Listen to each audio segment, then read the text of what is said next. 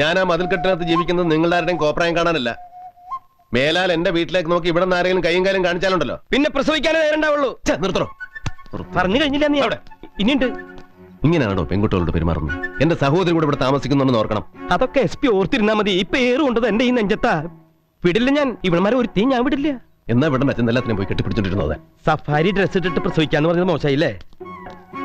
പറഞ്ഞേലി എനിക്ക് പശ്ചാത്താപം ഉണ്ടെന്ന് അവരോട് പറഞ്ഞിട്ട് ഞാൻ ഇപ്പൊ ഇങ്ങോട്ട് വരാം. നിങ്ങൾ പെണ്ണുങ്ങൾക്കൊരു ധാരണയുണ്ട്. നീയൊക്കെ വിചാരിച്ചാൽ ഏതാണിനെയും വളയ്ക്കാന്നും കറക്കിയെടുക്കാന്നൊക്കെ ഉണ്ടാവും. നിങ്ങളുടെ തൊലിവെളുപ്പും തുടിപ്പൊക്കെ കണ്ട് നിങ്ങളുടെ പിന്നാലെ വരാൻ ഒരുപാട് കോന്തന്മാരുണ്ടാവും. പക്ഷെ മിസ്റ്റർ കുരുവിളയെയും SP ഒന്നും അതിന് കിട്ടില്ല. അപ്പൊ ശരി, കുരുവിള അങ്കിളിനെ ഞങ്ങൾ വെറുതെ വിട്ടിരിക്കുന്നു. അങ്കിളോ? ആരുടെ നിന്റെ അങ്കിള്? നിന്റെ ഒന്നും അങ്കിളാവാനുള്ള പ്രായം എനിക്കില്ല. ഞാൻ ഇതുവരെ കല്യാണം പോലും കഴിച്ചിട്ടില്ല. അതറിയാമോ? അയ്യോ, കല്യാണം കഴിഞ്ഞിട്ടില്ലെന്ന്. അപ്പൊ നിങ്ങളെ ഞങ്ങൾ ലൈനിടും. എന്താന്ന്? മിസ്റ്റർ SP യെയും മിസ്റ്റർ കുരുവിളയെയും ഞങ്ങൾ